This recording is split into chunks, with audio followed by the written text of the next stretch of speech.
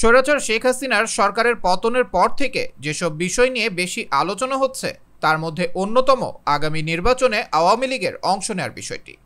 অনেকে বলছেন দলটিকে নির্বাচনে অংশগ্রহণের সুযোগ দেওয়া উচিত নয়, আবার কেউ কেউ বলছেন গণতান্ত্রিক পদ্ধতির কথা বিবেচনায় নিলে আওয়ামী লীগকে নির্বাচনের সুযোগ দেওয়া উচিত। বিষয়টি নিয়ে যুক্তরাষ্ট্রভিত্তিক টাইম ম্যাগাজিনের সঙ্গে কথা বলেছেন অন্তর্বর্তী সরকারের প্রধান উপদেষ্টা ডক্টর মোহাম্মদ ইউনূস।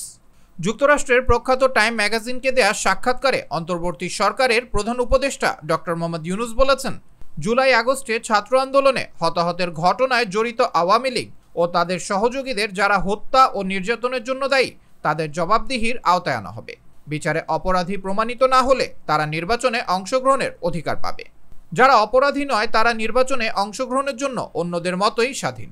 তাদের বিরুদ্ধে রাজনৈতিক ভিত্তিতে লড়াই করবে বর্তমান সরকার। রাষ্ট্রের প্রতিষ্ঠানগুলো এমনভাবে পুনর্গঠন করা হবে যাতে স্বৈরাচার আর কখনো ফিরে আসতে না পারে। তিনি আরও বলেন, ঢাকার রাস্তার প্রতিটা দেয়ালে প্রকাশ পেয়েছে আগস্টের ছাত্র নেতৃত্বাধীন আন্দোলনের মাধ্যমে বিদায় নেয়া সাবেক প্রধানমন্ত্রী শেখ হাসিনার পতনের উদযাপন। মাইলের পর মাইল দেয়াল জুড়ে আঁকা হয়েছে বিদায় নেয়া এই শাসকের কার্টুন।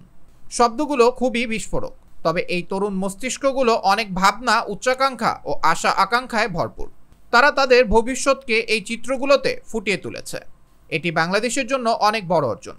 এছাড়া সাবেক প্রধানমন্ত্রী শেখ হাসিনার ভারতে পালিয়ে যাওয়া এবং সেখান থেকে তার কথা বলার বিষয়টি নিয়েও নিজের অভিমত জানিয়েছেন প্রফেসর ইউনূস।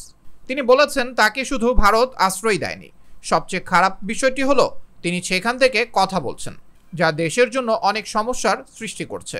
শেখ হাসিনা ভারতে বসে সরকারের উপদেষ্টাদের বিরুদ্ধে অপপ্রচার চালিয়ে যাচ্ছেন, যার ফলে সহিংসতার জন্য তার বিরুদ্ধে দায়ের করা মামলার প্রেক্ষিতে শেখ হাসিনাকে বাংলাদেশে ফেরত চেয়েছেন ডক্টর ইউনূস।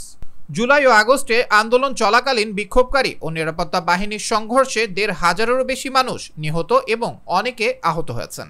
এ ব্যাপারে তিনি বলেন, আগের সরকার সম্পূর্ণ নিপীড়নের পরিবেশ তৈরি করেছিল। হত্যা, গুম ও রাষ্ট্রীয় প্রতিষ্ঠানের ধ্বংস সাধন, এটি একটি ফ্যাসিবাদী শাসন ছিল। ডক্টর ইউনূস দাবি করেন, শেখ হাসিনার ১৫ বছরের শাসনামলে ৩৫০০ জনকে বিচার বহির্ভূতভাবে গুম করা হয়েছে। এ সময় নবনির্বাচিত মার্কিন প্রেসিডেন্ট ডোনাল্ড ট্রাম্পের বিষয়ে তিনি বলেন, ট্রাম্প একজন ব্যবসায়ী। বাংলাদেশ সরকারও ব্যবসা নিয়ে ভাবছে। দেশের কোনো সংকটে সাহায্য করার জন্য বিনামূল্যে টাকা চাওয়া হচ্ছে না। বাংলাদেশ একটি ব্যবসায়ী অংশীদার চায়। বিশ্বব্যাপী প্রতিষ্ঠানগুলোকে আশ্বস্ত করতে হবে যে বাংলাদেশ ব্যবসার জন্য খোলা রয়েছে।